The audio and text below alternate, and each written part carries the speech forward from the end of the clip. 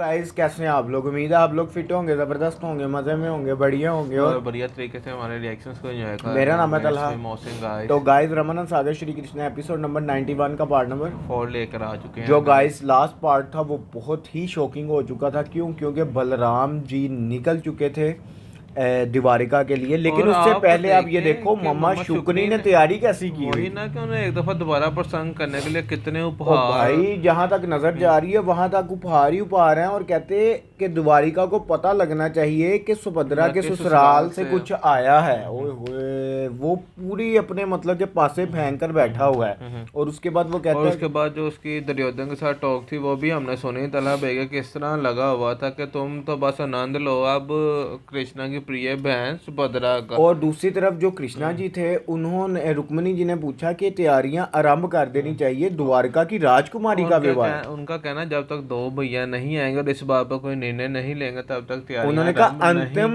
निर्णय जो है वो दो भैया का ही। तो गाइस देखते हैं अब आगे क्या होने वाला है। चलते वीडियो की तरफ और देते हैं रिएक्शन। शकुनी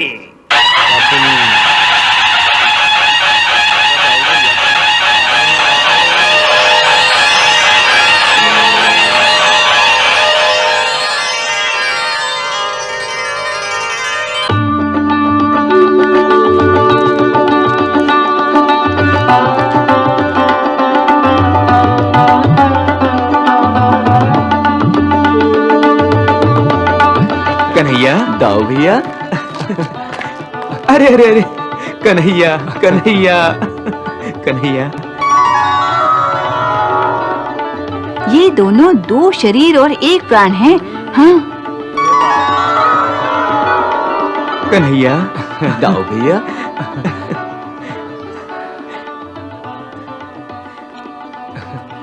कैसे हैं दाऊ भैया? तुम कैसे हो कन्हैया? हाँ, अच्छा हो।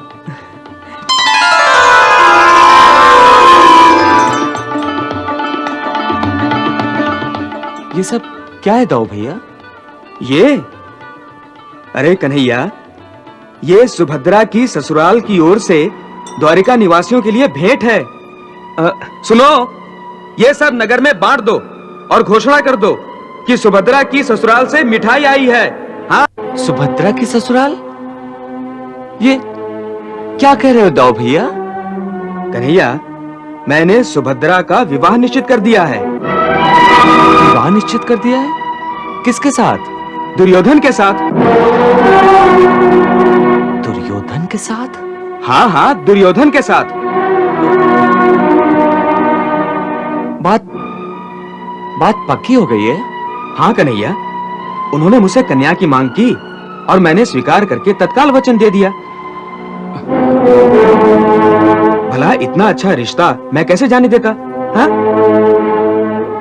ये रिश्ता अच्छा है कि नहीं, प्रश्न इस बात का नहीं है दाऊ भैया। तो क्या प्रश्न है कन्हैया? तुम कहना क्या चाहते हो? मैंने कोई भूल की है? ये रिश्ता अच्छा नहीं है? क्या कहना क्या चाहते हो तुम? बोलो। नहीं दाऊ भैया, मैं आप कन्हैया, क्या मैं आप कर रहे हो? बोलो, क्या कहना चाहते हो तुम? साफ साफ बोलो। मैं तो केवल इतना कहना चाहता हूँ दाऊ भैया कि किसी भी कन्या का विवाह किससे किया जाए, इसका निर्णय लेने से पहले उसकी सहमति लेना आवश्यक है। हाँ कहने से पहले हमें एक बार सुभद्रा से पूछ लेना चाहिए था दाऊ भैया। मुझे उसकी आवश्यकता नहीं लगी कन्हैया। देखो कन्हैया, हाँ कहने से पहले मेरे मन में भी क्षण भर के लिए यह विचार आया, परंतु दूसरे क्षण में मेरे मन ने कहा कि मैं सुभद्रा को किसी अंधे कुएं में तो नहीं ढकेल रहा हूं, बल्कि मैं उसे एक विशाल कौरव साम्राज्य की महारानी बनाने जा रहा हूं। समझे? आओ।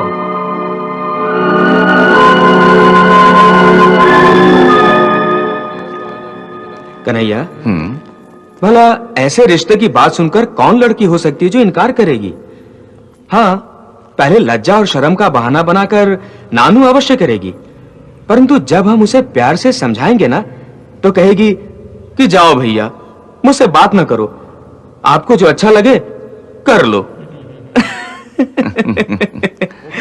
वैसे भी कन्हैया, सुभद्रा को यह विश्वास अवश्य है कि उसके पिता तुल्य बड़े भैया जो भी करेंगे वो उसके हित में ही होगा। वो कभी मेरी बात नहीं टाल सकती। इसी विश्वास पर तो मैंने हाँ कर दी है। हाँ।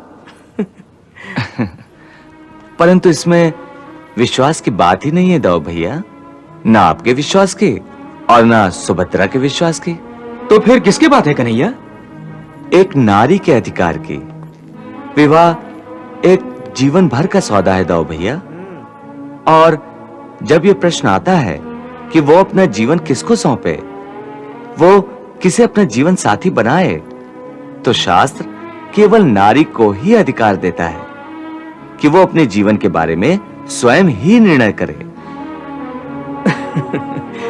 कन्हैया, ये शास्त्र वास्त्र की बातें मुझे मत समझाओ। आओ।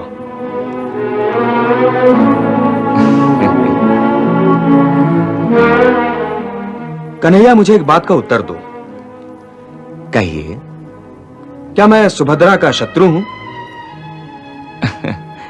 नहीं तो। क्या मैं सुभद्रा का सुख और उसका भला नहीं चाहता? अवश्य चाहते हैं। तो फिर मुझसे उल्टी सीधी बातें क्यों करते हो? जवाब दो, क्यों करते हो मुझसे उल्टी सीधी बातें तुम? हाँ बोलो, क्यों करते हो? देखिए, सुभद्रा आ गई। पाए लागन बड़े भैया। सौभाग्यवती भव।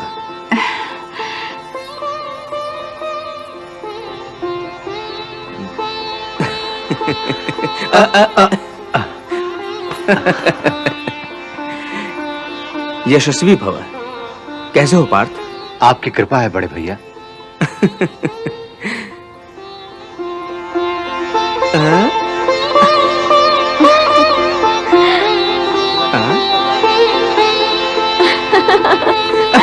भैया। सुभद्रे।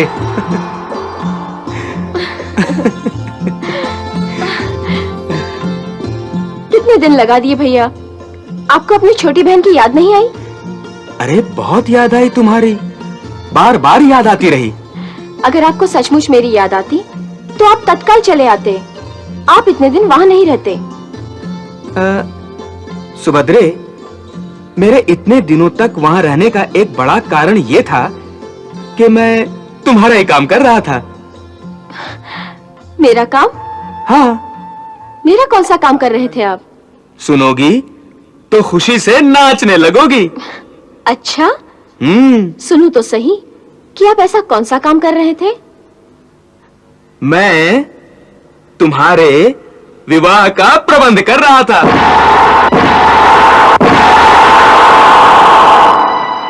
मेरे विवाह का? फूटने लगे ना लड्डू मन में? और अगर ये सुन लोगी कि विवाह किसके साथ निश्चित हुआ है तो होश उड़ जाएंगे, होश। पैर धरती पर नहीं पड़ेंगे। और अर्जुन भी यह सुनकर खुश हो जाएगा कि जिस कुरुकुल का वो वंशज है, उसी कुरुवंश में मैंने इसका विवाह निश्चित कर दिया है। कुरुवंश में? हाँ, कुरुवंश के सम्राट महाराज धृतराष्ट्र के पुत्र युवराज दुर्योधन के साथ मैंने इसका विवाह निश्चित किया है।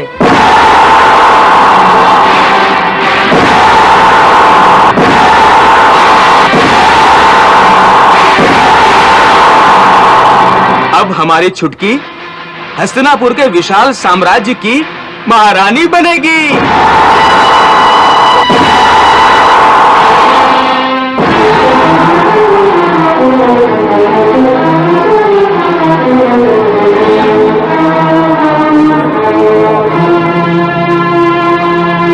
अरे सुभद्रा, सुभद्रा, हाँ, चलो चलो अपने कक्ष में चलते हैं सुभद्रा, चलो।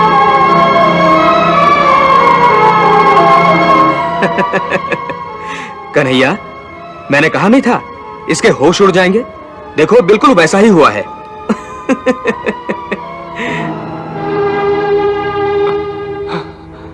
हाँ दो भैया, वही हुआ।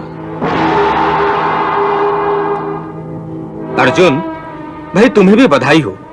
द्वारिका की राजकुमारी का विवाह तुम्हारे बड़े भाई दुर्योधन के साथ निश्चित हुआ है।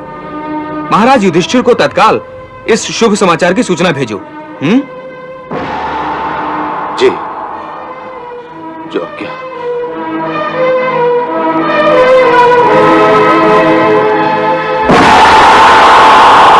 यही कुछ करेंगे भाई। तो गाइस यहाँ खत्म हुई है एपिसोड। मोहसिन भाई शॉकिंग भाई। मोहसिन भाई कृष्णा जी अपने भैया की बातों में हाँ में हाँ भी मिला रहे हैं और आंखों में उनके आंसू भी आपने ये नोट किया है। और दूसरा जब सुभद्रा जी को ये बताया, मैं तो ये सोच रहा हूँ दुर्योधन इतना बड़ा अधर्मी है जिसकी वजह से महाभारत का युद्ध हुआ, मामा शुक्नी ये दोनों ऐसे ही हैं।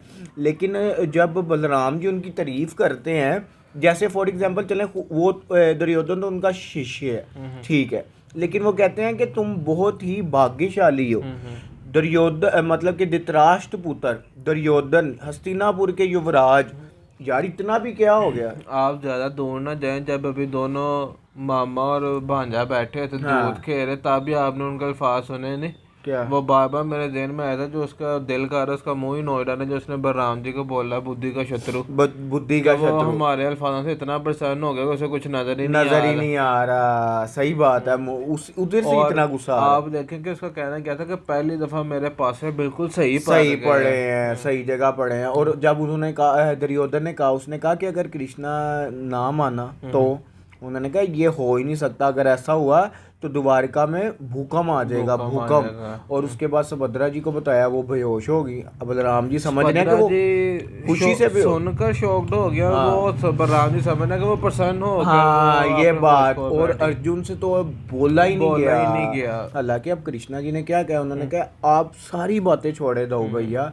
आप सिर्फ सुभद्रा जी की अनुमति पूछ लेते और कुछ भी नहीं। उनका एक क्षण के लिए मुझे स्मरण हुआ, पर फिर मैंने सोचा कि मैं अपनी बहन के लिए कोई गलत निर्णय थोड़ी ना लूंगा। तो गाइस आप देखेंगे नेक्स्ट क्या होने वाला है। देखेंगे कृष्णा जी क्या ऐसा करेंगे कि जिससे अब हमें आगे कृष्णा जी की लीला देखने को मिलेगी। क्यों? क्योंकि कृष्णा जी ने क्या डाला है कि अर्जुन और सुभद्रा जी का ही विवाह होगा। तो गाइस ये तो नेक्स्ट ही देखेंगे क्या होने वाला है। यहाँ तक ये वीडियो अच्छी लगी तो लाइक शेयर कमेंट और हमारे चैनल को सब्सक्राइब। मिलते हैं नेक्स्ट वीडियो नेक्स्ट पार्ट के साथ। Love you India.